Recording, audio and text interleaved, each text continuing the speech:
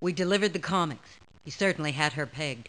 She tried to play it cool, but her face went red and her hair practically stood on end when we handed them to her. Excellent. Let her try something now. I know I shouldn't be happy to have something on Temperance, and I try so hard to love her as much as the next person, but she's so hard and unforgiving. And maybe this will teach her a lesson. Tough love, I think it used to be called. Now Drip and Electric Sex will be free to express their love. Boy, I don't know if love's exactly the right thing to call it, but they're certainly free to do it.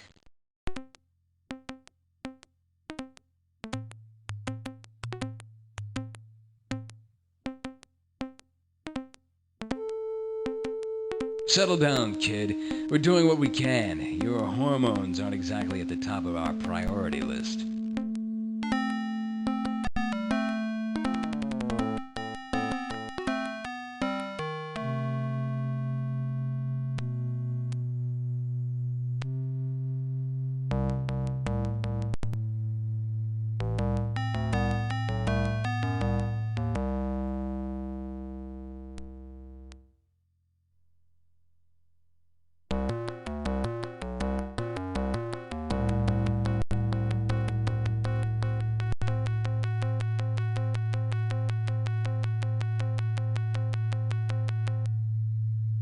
The front room of the Deadleys' clubhouse, where they attempt to impress upon visitors that they don't give a damn. Maybe it's the foot table, or the furniture covered with skins from endangered species. The ultimate statement seems to be as glaring as the neon sign. The Deadleys consider themselves the garish light of the world. Electric Sex is gazing out the window into the alley. Her look suggests that she's done it all and is looking for something more.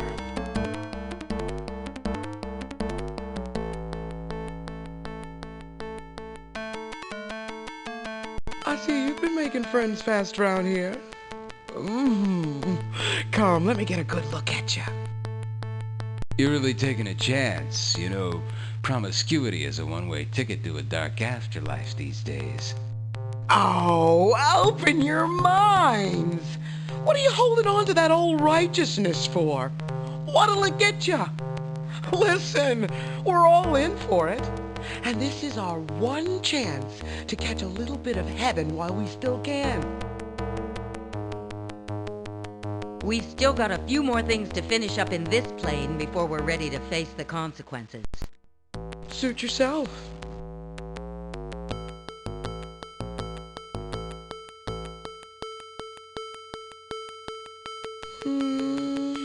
Maybe we could talk. If you guys actually did something around here besides gawking like a couple of kids on a field trip.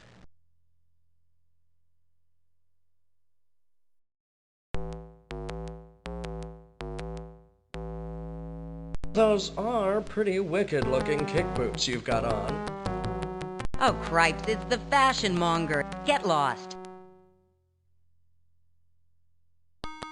In clothes that are stylishly funky, this well-coiffed young man has beady eyes that never seem to quit flicking around the room. It seems like he's checking out people's shoes, their watches, their jewelry, even though the stuff he's wearing is obviously top of the line.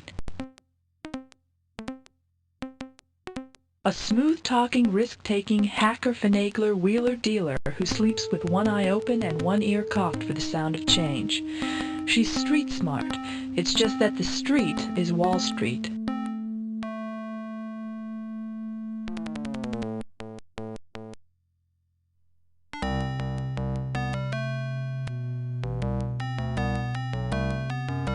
Well, hello. Don't you two look like a pile of money? Or rather like two people who made a pile of money in a disreputable manner? Like maybe from a little friend of mine named Dickie Covet? I can see you're feeling real bad about that though, so I'll tell you what I'm gonna do. I'm gonna tell you a way you can convert your sudden and mysterious amount of revenues into some cash resembling a major amount of money, which would allow you to pay back Dickie Bird and revive his spirits while also establishing yourselves as mini moguls. You hip? What's your plan? Brother, you want to play, you got to pay. 5,000 simoleons, sucker.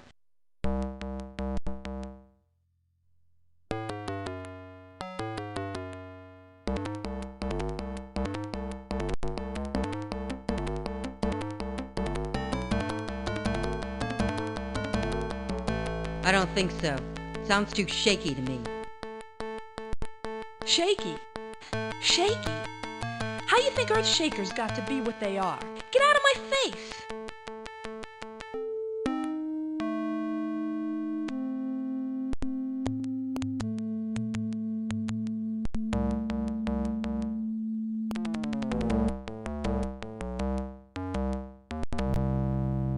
Where the real business of the Deadlies is conducted. Drinking, lounging, listening to death rock at levels guaranteed to make your ears bleed, and watching illegal porno vids.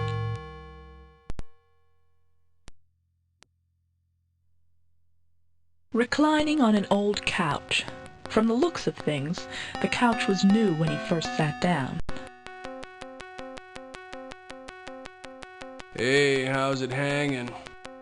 What are you, on guard duty or something? Huh? Oh, I get it. Right, man, right.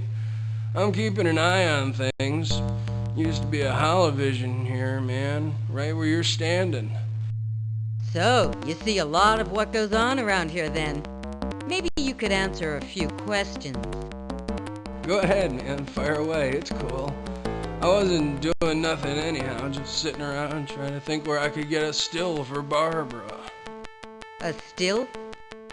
Yeah, man, she likes to juice a little bit, but I don't care.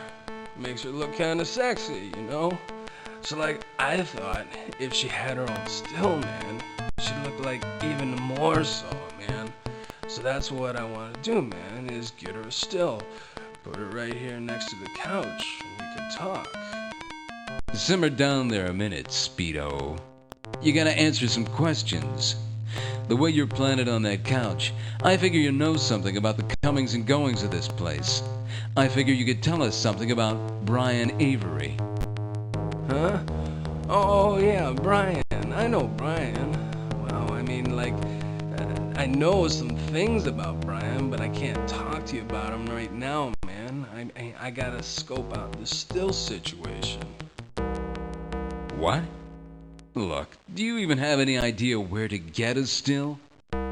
No, man, that's the problem. I mean, I'd have to get up and go do some hunting or something, I guess. Look, if we get you a still, will you tell us about Brian? You'll find me a still? If you'll talk. We're talking assembled, right? I mean... Yes. Cripes, we better go find this thing before he asks us to throw in a sandwich machine.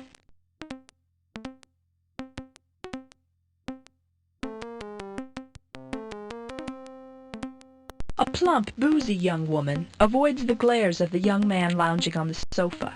The smell of gin surrounds her.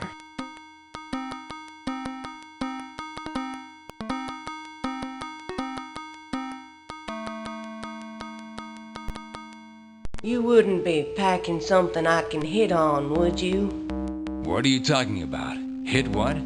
A little drink, a dust buster, a phlegm cutter. I've got the vermouth, the bitters, a dozen fruit juices, everything but the gin. Not our problem, girlie. Do your own shopping. I've learned that lesson.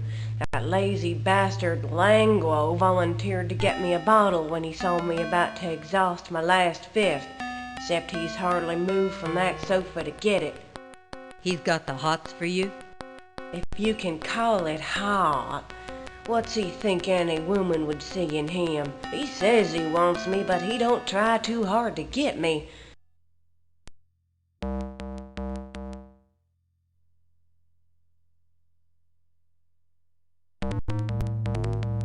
Help us out, and we'll enroll you in the Beers of the World Club.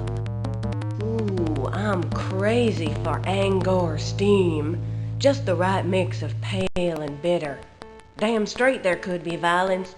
Blood McGrath could do the psycho at any moment. Dick Covert would die if somebody were wearing nicer shoes than he was, and I might throttle Lecter if she recommends one more diet course or sends the cops over here again looking for my juice. Why stay so close to each other? Why not move away? Let them win. This is our home too. And don't think we haven't tried to make peace. A few months ago we had a sit down. Idea was to eat a big meal together and work out our problems. We were at each other's throats. Whole thing ended with us throwing food at each other and Blood McGrath threatening to burn the Cleanie's house down. How terrible. At least I stole Stefan Benevolus's smokes. A Cleanie smokes? Seems out of character. He doesn't. They were a peace offering from Prophet, and Stefan was too polite not to smoke them.